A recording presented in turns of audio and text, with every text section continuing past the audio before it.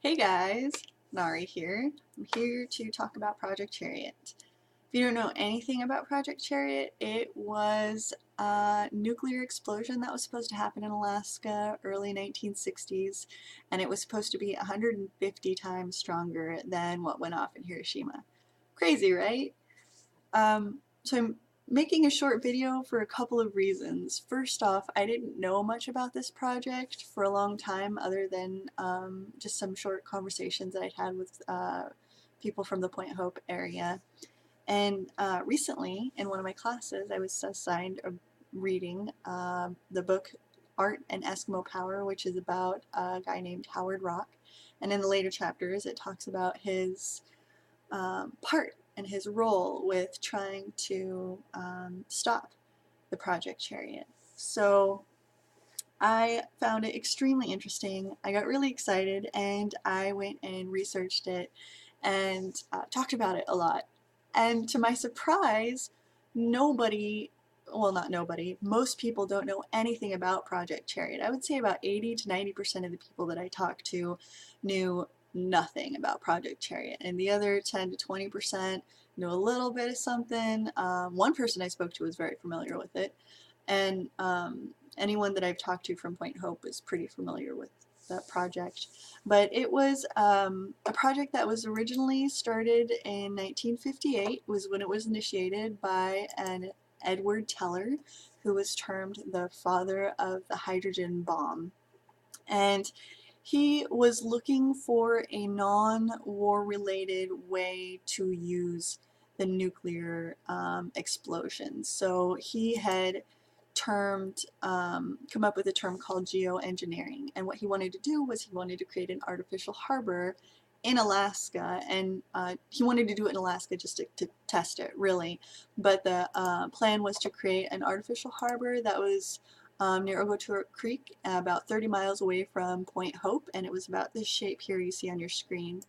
And they had intended to detonate 5 bombs, 4 100 kiloton bombs here to create sort of a passageway to the main harbor, which was going to be created with a 1 megaton bomb. And they the AEC, Atomic Energy Commission, approved this project in 1958, and so Edward Teller and his team came to Alaska and they started talking to Alaskan officials and the university, and started researching and applying for permits. And what they failed to do was talk to anyone from Point Hope for a long time, for I think over a year.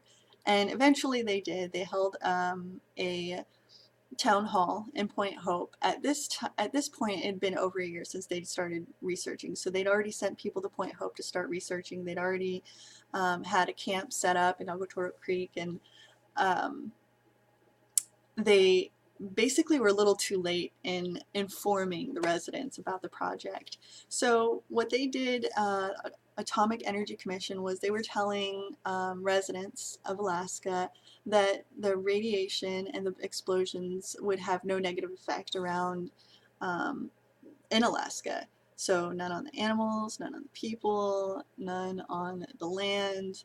And they knew enough at this point to know, at the very least, that that was misleading. So 3 of their own, I think, researchers, so they had paid these guys to go out, and they were UAF researchers, William Pruitt, a Don Charles Foote, and a Mr. Varick. I couldn't find his first name. But these 3 came out and said, no, that's not true. It actually is damaging. It is damaging to the animals, to the land, and it will be damaging to the people.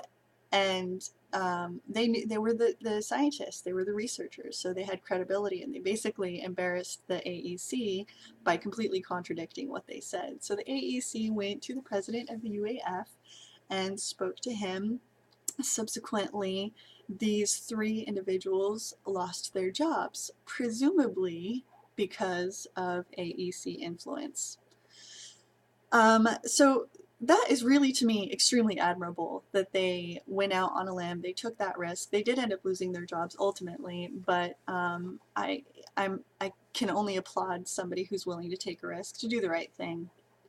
And so what happened was the North Slope Inupiat people, us, we went and just didn't like the idea. We knew enough about radiation. We were learning about what these officials were coming in to do, and that was a really important hunting ground.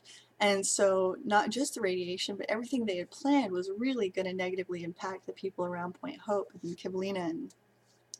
And so they opposed it, and they basically, the leaders of the opposition was a guy Okakuk, Frank Degnan, and Paul Tulana, and a group that was convened and created the Paitit. They all came together with some environmental groups, and some other factors came into play, but ultimately the Inupiat people fought the AEC, a huge government branch, and they won. They stopped the project, basically. And to me, that's incredibly just heartwarming and inspiring. And but what they what they did end up doing, without telling anybody, the AEC, was they decided that they wanted to see how radiation was going to spread in Alaska. So they imported radioactive material from Nevada, brought it up to Alaska, and did some tests and buried it and sprinkled it. We're not 100% sure. There's a great documentary that was done on this, and I believe the main producer is a Rachel Nanginak Edwardson, who's originally from Point Hope. I'll post a link down below. And they talk about how 30 years later, a researcher at UAF figured out that something had been put there, but they don't know what, they don't know where, and they don't know how much. Now, residents have tried and have been trying to get this information with no luck because it's confidential.